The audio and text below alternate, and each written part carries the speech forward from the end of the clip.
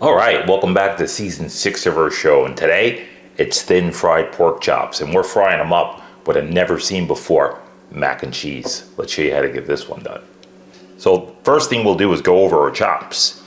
Take a look at these guys. Now these are very thin cut chops. Back in the days they called these the bony cut. This is a very thin cut, and that's what you want for frying. If you go too thick with a pork chop, it's not going to fry up good. They're best for baking or grilling if you go thick with them. If you go really thin with them, too thin with them, they're good for just oiling up the pan and giving them a couple of seconds on each side, maybe throwing some onions in with them, and they're just a very fast, light, delicate piece of meat. But this one here, this is what you want for frying. It's not too thick and it's not too thin. And for our mac and cheese, I've got a smoked turkey leg. Now we're gonna leave a link in the description to this smoked turkey leg being done. We did this in a video, prior video to this, and you can go back to that video and see that meat in there. We got some noodles, cheese, that's smoked cheese. We're gonna leave a link in the description to this smoked cheese video as well. We've got an onion, we got sweet potatoes here, and we've got avocado oil. And speaking of this avocado oil, I get a lot of questions on what oil that you need to fry it. Take a look at this. So right here I made a list of all the oils being used from highest smoke point to the lowest smoke point. Now smoke point is where the oil starts to burn. We've got avocado coming in at 520 degrees, beef tallow 480, corn oil, canola oil, and vegetable oil. These oils should never be used for health reasons. I don't use any of these oils here. They're seed oils and you should never use them. But if you were going to use something like a corn oil, it's at 450, canola oil at 400, and vegetable oil at 400 as well. This is what all your fast food restaurants fry at. This is what makes America so unhealthy, these oils right here at fast food restaurants. Pork lard, 375, that's how low that is, and olive oil. And now it's time to get these pork chops seasoned up and fried up. So right here, I have a mix. Now these are our spice mixes right here. Garlic powder, onion powder, paprika. There's no salt in here, and a little oregano in there. And that's it. So we're just gonna mix it up just like that. I make all my own rubs. They're so simple, so fast. If you guys, as I say in all my videos, if you guys start making your own rubs, you'll save a lot of money and you'll be a lot more healthier because you can control your salt intake in there. Black pepper. Now here I have a mixture, all-purpose flour and semolina. That's on the bottom here. You can actually see it from the side there. So let's just get that mixed up. But you can always shake this, but I just want to show you what that looked like. All right, so off to the side we go with that. To get these pork chops seasoned up, I'm gonna get a couple of these onto the tray. Just like that. Mustard, yellow mustard. Just some cheap yellow mustard. That's all you're gonna need. And once you get these guys onto the tray, it goes quick. You can hit them with a little bit of mustard. Just like that. And now you can get your seasoning on. You're just gonna get a dusting of seasoning on each side. Now these are thin pork chops, so you don't wanna go too heavy. Just a nice coat. Now we're not adding any salt because there's a lot of salt inside the mustard. So if you guys wanna use salt, make it yours. All right, so now I'm just gonna rub this in. Just like that. And this one I'm gonna need a little bit more on. Now when you do this, you wanna get all of these seasoned up first before you go sticking these guys in any kind of batter or anything, or any kind of that flour mixture we have over there with the semolina, because you'll dry them out before frying. So you wanna put these in the flour and the semolina seconds before you fry. So just flip them over and just repeat, just like that. So we're gonna get these seasoned up, and then we're gonna meet you right back here, so stick around, don't go anywhere. All right, chops are seasoned up, now it's time to season the flour. So right here is that flour, the semolina mix. So we're just gonna give that a shake. Now this is the spices, the same ones that went onto the pork chop. Let's get that in. Now you guys didn't see me add any black pepper, right? So it's right into the mixture. Makes it so simple, So easy to do. Let's get the lid on and shake it up. Just like that. Give it a good shake. How simple was that? Very simple. So now you're ready to fry. And by the way, speaking of frying, we're frying in avocado oil today. Why? Very high smoke point. It's going to hold up to these nice pork chops. And as we're frying these later on, we're not going to fry them right now, but in the fridge they go. We want to chill these down, and then we're going to fry them later on. And then we're going to show you why I'm using avocado oil. Now we got our other ingredients here. We got some ham, and we're going to get this chopped up when we come back here, so stick around. Don't go anywhere. All right, so most of our dishes we usually roll with a vegetable. Today we're using sweet potato. Let's show you how to get this dish done. All right, so we're using 2 large sweet potatoes. These have been peeled and cleaned. So first thing you want to do, cut them in half. They take a little bit to get through, but size on this recipe is key. So just get them cut down. And now that you can cut them down enough to work with them, we're gonna half them. Just go right through. Lay them flat so you can work with them. And you're just gonna go tiny pieces like this. See that? That's what you want. Just small pieces. And the best way to do that is just to cut through and leave it. Don't mess with it. And then come down this way. And now you have all your pieces. You can lay these down if they're too big and just come at them one more time. Just like that. And now you got them all nice and cubed up. I'm gonna move these off to the side. Now you know what we're doing with these guys and how you want to cube these. So let's show you this ham. Here's a piece of ham, smoked ham. We're gonna go down just like that, cut this up. And we're gonna do it the same way. You want the same size cube, so let's show you this one. I'm gonna go like that. I'm gonna turn it to the side and cube it. See? Just so the cubes are about the same size as those. And keep them small because the ham's gonna shrink up anyway, because it's ham. So you don't really have to worry about going too big with these, but they're gonna shrink up on their own. So at this point, we're gonna get these guys cut up, and we're gonna meet you right back here when these guys are all cut up. So stick around, don't go anywhere. All right, so we got the pork chops in the refrigerator chilling out. We have our ham, our sweet potatoes over there. We're moving on to the mac and cheese. So let's show you how to get this one done. All right, the mac and cheese that packs a lot of flavor. Never seen before. I haven't seen this one. So you're gonna need some beautiful smoked cheese. Now this is the white sharp cheddar that we smoke. An onion, you'll need a half an onion.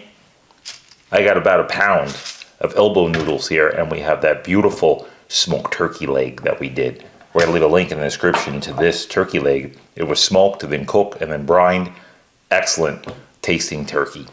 All right, so first thing you'll need to do is just shape down some of this cheese. So I got a little grater here. I'm not gonna shape all this for you, but I'm just gonna show you what I'm doing here. So you get this grated down. Always a good thing to grate your own cheese. And in the video that we're going to show you on this cheese, you'll find it very interesting to smoke cheese. All right, here's your onion. So with the other side of the grater, see, we're using this side, but with the other side, this side right here, you're going to do your onion. So just like this. I don't want to do it now because this is all going to get mixed up with my cheese. So when I come back, you'll have all this separated for you. So I'm going to get this grated up, and then we're going to meet you back here and start cooking. So stick around. Don't go anywhere. All right, so we got all of our prep work done. So the first thing that we're firing up the stove for is our ham and sweet potatoes. Let's show you how to do this. Here's the ham that we cut up, and here's the sweet potato we cut up. This is all you're going to need. Avocado oil. Let's show you the amount going into the pan. We're going to need about that much. We're going to start our ham, and we're going to meet you on the stove when the ham's going. Don't go anywhere. All right, so we got our ham going and the avocado oil. Now we have a little bit of water over here. We're going to show you what that's for in a minute. We're gonna get a little color on this ham. And now that we got a little color on it, and that ham starts to shrink, go right in with the sweet potato. Now these are very dense, they're hard. So how do you get these soft? I'm gonna show you in a second. So now we're gonna shake them down. I'm gonna get them coated good in here.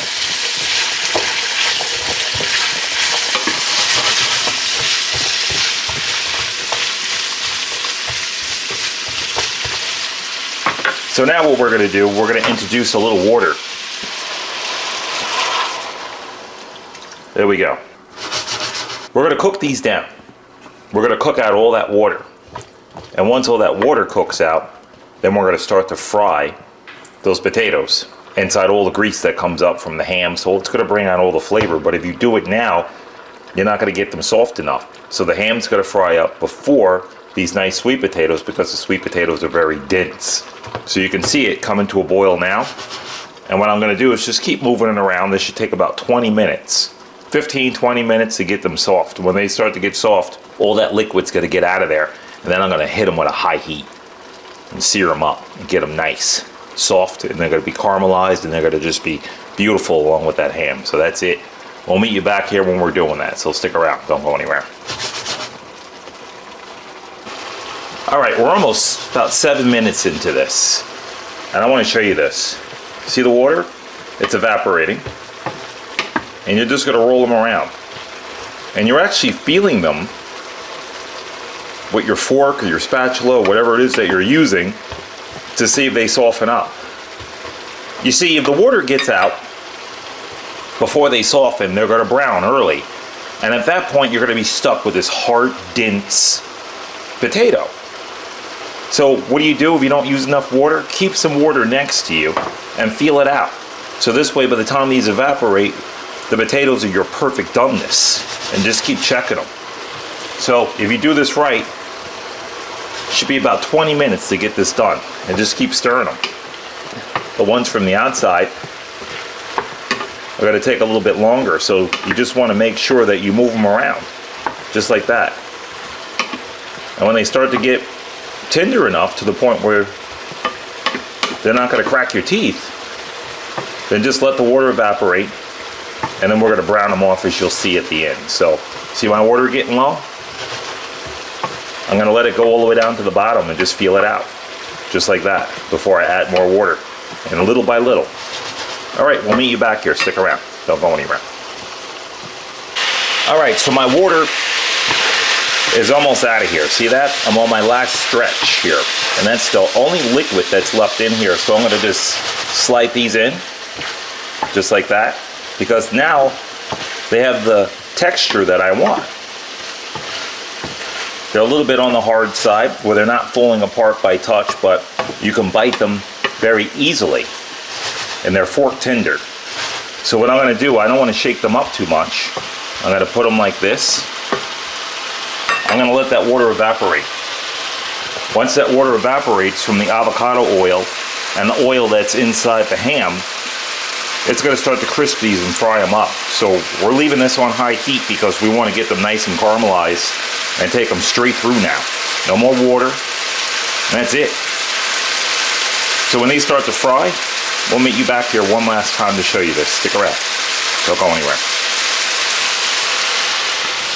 All right, so at this point we are done, and the ham has even softened up as well too. So that's it. We're going to take it and get it out of here. Now you could let this go if you like a crispy bottom. You could let this go even more, but we're not going to do that. And now they're soft and beautiful. The texture on here is just lovely. They're not too hard and they're not too soft. So that's how you want to plate this up. Just like that. Whoop. I keep a clean stove in case I drop anything. And for you guys, if you guys don't have a stove like this, a flat top stove, well, there's a drawback to them, and there's a good thing and there's a bad thing. The good thing is that when you drop stuff, it doesn't go between the grates. like a stove that has the Grates fire stove or electric stove with coils. And the bad thing is, things could slide off your stove very easily. Or fire reasons, it can catch fire, so good things and bad things. Alright, so now I'm just going to garnish on one side, just like that, and clean this up. Now we're ready for the next thing, so we'll meet you on the table. Put this in the mic and keep it warm. Don't go anywhere. Alright, we got one cooked, sweet potatoes and ham. Now it's time to show you these pork chops and fry these guys up. Our pork chops are now seasoned up. We seasoned our flour. Let's take a look in this pan. This is the avocado oil in here.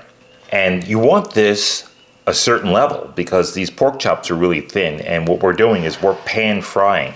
So we're not submerging these completely in oil, which would be a deep fry, but we're doing a very old school cook. We're going to pan fry these in cast iron. And it's very important that you get the level right on here, see? You don't want to go too much, and I think I need just a touch more. And don't forget, the level's going to rise up when you put the chops in.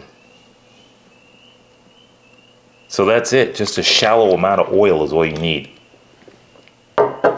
We're frying these at about 370 degrees, somewhere around there, about 365, 370. We're going for a nice, light, easy fry. We'll see you on the stove. All right, we are ready to fry. Now, I'm not using any gauges or anything. I'm just looking around, and I'm looking at the waves in my oil. And the waves start to go faster, like an ocean, then you know you're almost ready. And to test it, you'll take a little bit, hear that, and it just disintegrates. That's when you know you're ready. So at this point, I'm gonna start getting them in. Now I can see a little bit of smoke coming, and I'm gonna jump this oil down real low because I want that to cool down just a little bit. And now I'm gonna just flour up my chops. And I'm using my hand to flour these. I'm gonna use my hand to drop them in. So you're going to drop them in from the bone side because the bone side is the heaviest and it's going to create a less of a splash. So here we go. Let the bone hit the floor, the pan, and let it go.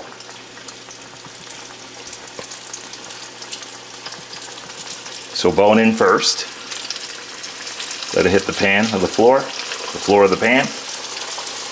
And you're just going to repeat. And don't overcrowd the pan. And that's it. Pretty simple. Just do 4 at a time on this pan.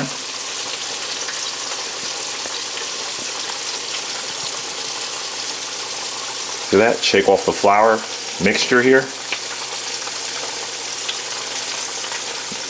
Now this chop is like a loin chop, so I'm going to just drop it in from the side here. There we go.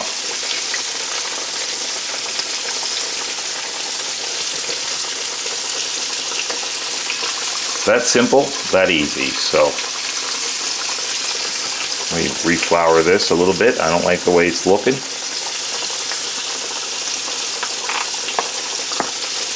Watch what angle you go on, because just make sure your bones and everything have the right angle.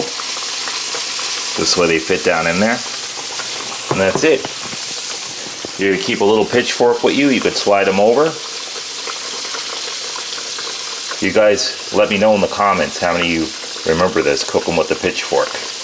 Alright, I'm going to jack the heat back up on here and meet you back here, so stick around. Don't go anywhere. Alright, so we got a nice, even, gentle fry here. Now when you start to see the white coming through the meat there, like that, it's time to flip them. And what I do is when I flip them towards the other ones, like that. Just let them fall right onto the others. This way you don't get a splash. Let it fall right on and bring it over.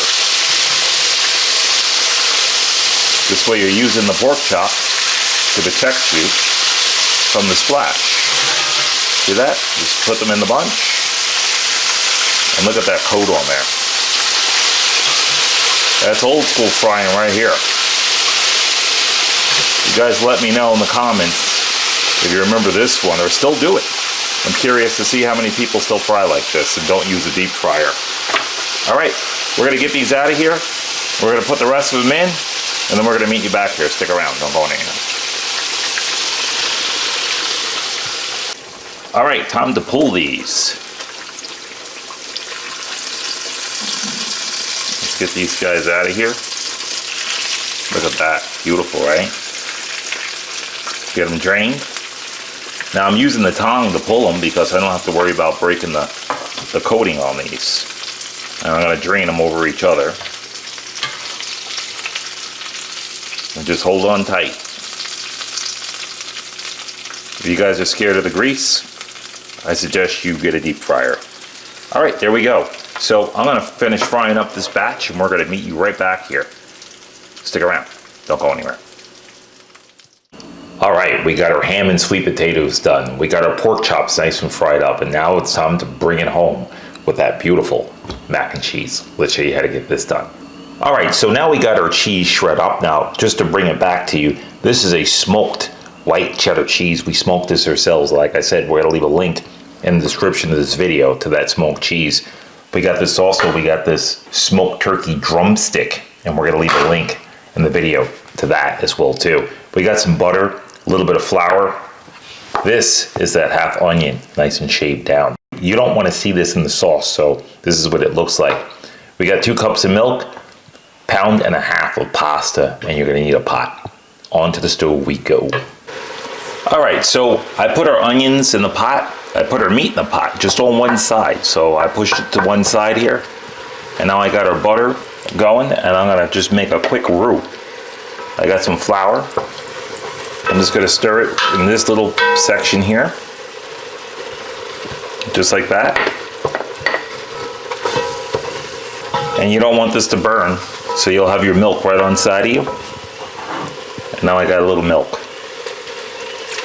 And I'm just gonna make my roux. Just like that. And now I'm gonna incorporate everything. Start to add my milk in. Just like that. Just a little at a time. You don't want your sauce to be too floury either. So there's nothing worse than having a sauce that tastes pasty from the flour. So a little bit of flour, and look how a little bit of that goes a long way, right? So there we go. I'm gonna add some more milk. I'm gonna add pretty much all my milk. That's 2 cups. Just like that. And now at this point, I'm gonna drop my heat all the way back low. Now I didn't put any salt in here. That nice smoked cheese is gonna add all that nice flavor. And now at this point, I'm gonna get my pasta on. So I'm gonna jack my heat up on my water over here and get that on as I'm melting down my cheese. And I'm just gonna feel it out. I could add a little bit more milk to this, but I'm not because I want a nice thick cheese. So now I'm gonna just start to add my cheese, little by little.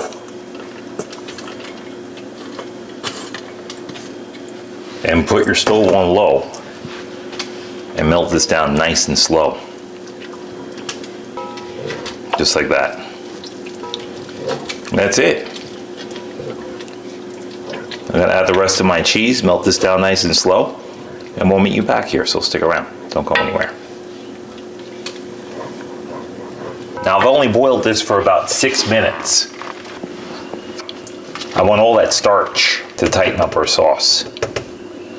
So just finish cooking in the sauce. So once I get that in, I got some grated Parmesan. If the sauce gets too tight, then you have pasta water to loosen it. So don't ever throw away your pasta water because it's your best friend in situations like this. So just get it all out of the water. And right now this is extremely al dente. And let's give that a stir. And now we're going to finish cooking on the stove here. And this is going to tighten it up. So that's the whole key to this, is that you want to just go low heat with it and continue cooking this on the stove, which is about another 2 minutes. It's going to cook in the sauce anyway, and that's it. Now what I'll do, fresh grated Parmesan. Just going to put some in now and some at the very end. And that's really going to tighten everything up and make it rich, creamy, and just luxurious. And that's it. All right, we're going to meet you onto the chopping block because we're all done here, so stick around. Don't go anywhere. All right, here we are, season 6's chopping block. Fried pork chop, mac and cheese. Let's show you what we got. Beautiful. Nothing beats a nice southern fried pork chop, right? All right, let's take a look at this mac and cheese over here. Look at that. Gorgeous. And that's how you want to do that. Let's bring in a nice bowl here. We're going to bring in a plate. I'm going to get some of these beautiful sweet potatoes onto the plate. Look at that. We put a little butter in here too. Just when they were sitting off to the side. That's what's down in the bottom there, is butter. Not gonna go wrong with these. And as I was mentioning, not only did the potatoes soften up from the water that we put in there, let me get some more of that butter.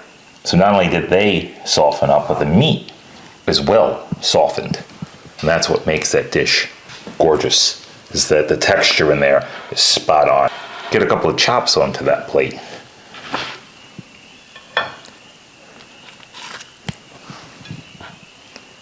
Can't go wrong with these chops, right?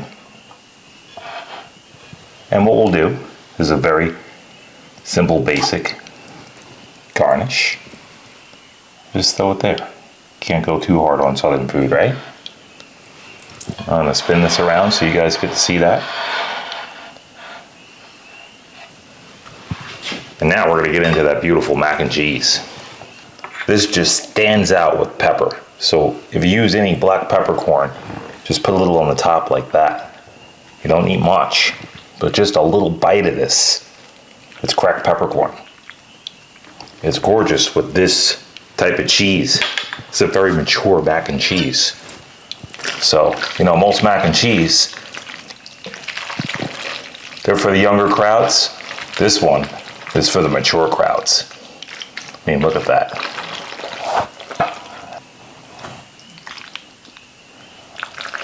So let's get that in there. I mean, that's thick.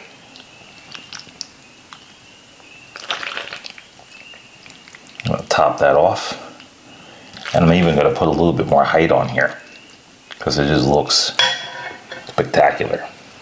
All right. So if you don't want to put any black pepper on there, I usually put more on top, just like that. And I feel black pepper is just key to all southern dishes. All right, there it is. And then on these chops, of course, I'm gonna park a biscuit on the side.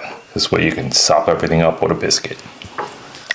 And last but not least, a little hot sauce right on top of those pork chops. And tell me that doesn't look like a spot on classic southern dish.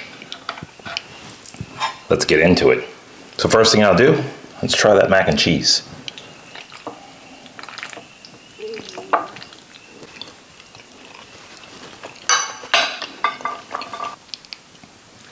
I have never been a mac and cheese fan. I'll eat it. I've eaten it as a kid. I've eaten a lot of mac and cheese in my time, but I've always felt like it's a bit on the kiddish side.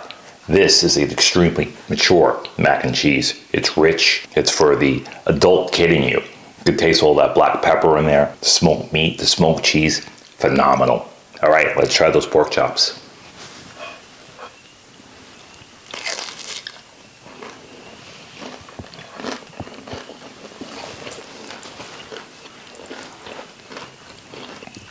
What a classically fried southern pork chop. That southern pork chop, pan fried, is spot on. There's something very unique about frying in the frying pan and not putting these in a deep fryer. It's very gentle once you put these on the frying pan. That's the way you fry these pork chops. So you drop them in the deep fryer, I feel they just get too much heat and just loses it.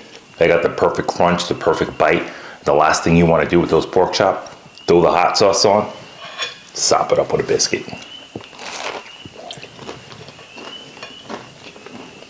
Let's try those sweet potato.